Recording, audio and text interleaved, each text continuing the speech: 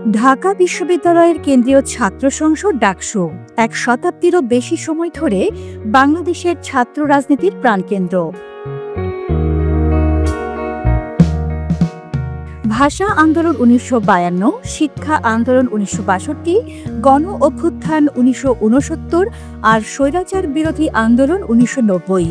প্রতিটি ঐতিহাসিক মুহূর্তে ডাকসুর নেতাদের উপস্থিতি ছিল অনস্বীকার্য।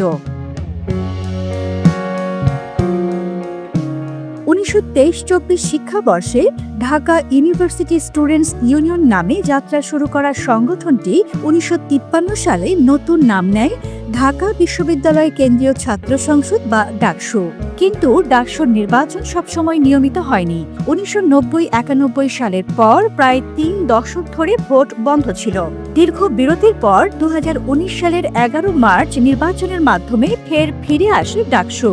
সে নির্বাচনে ভাইস প্রেসিডেন্ট হন কোটা বিরোধী আন্দোলনের নেতা নুরুল হক নূর আর জিএস হন ছাত্রলীগের গোলাম রব্বানী। তবে অনিয়মের অভিযোগে ভোট ঘিরে ব্যাপক বিতর্ক তৈরি হয়।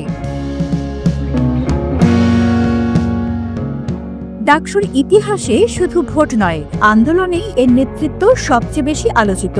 ১৯৬৯ সালে মধুর ক্যান্টিনে তৈরি হয় ১১ দফা কর্মসূচি, আর ১৯৭১ সালের ২রা মার্চ ডাকসুর ভিপি ASM আব্দুর রব প্রথমবারের মতো উত্তোলন করেন বাংলাদেশের পতাকা, যা ইতিহাসে এক অবিস্মরণীয় মুহূর্ত। ডাকসুর মঞ্চ থেকে উঠে এসেছেন দেশের জাতীয় পর্যায়ের বহু নেতা: রাশিদ খান মেনন, মতিয়া চৌধুরী, তোফায়েল আহমেদ, মুজাহিদুল ইসলাম সেলিম, মাহমুদুর রহমান মান্না, আমানুল্লাহ আমান প্রত্যেকে ছিলেন ডাকসুর ভিপি বা জিএস। ২০১৯ সালের পর আবারও দীর্ঘ বিরতি। অবশেষে ২০২৫ সালের ৯ সেপ্টেম্বর অনুষ্ঠিত হয় ডাকসু ও হল সংসদ নির্বাচন। এবার ভোট হয় ৮টি কেন্দ্রে ৪১টি পদে।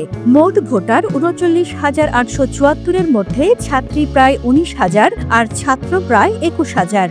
শিক্ষার্থীদের ব্যাপক আগ্রহ, রেকর্ড সংখ্যক প্রার্থী আর একাধিক প্যানেলের ত্রিমুখী থেকে পঞ্চমুখী লড়াই সব মিলিয়ে ২০২৫ সালের নির্বাচন ছাত্র রাজনীতির নতুন মোড়কে হাজির হয়েছে।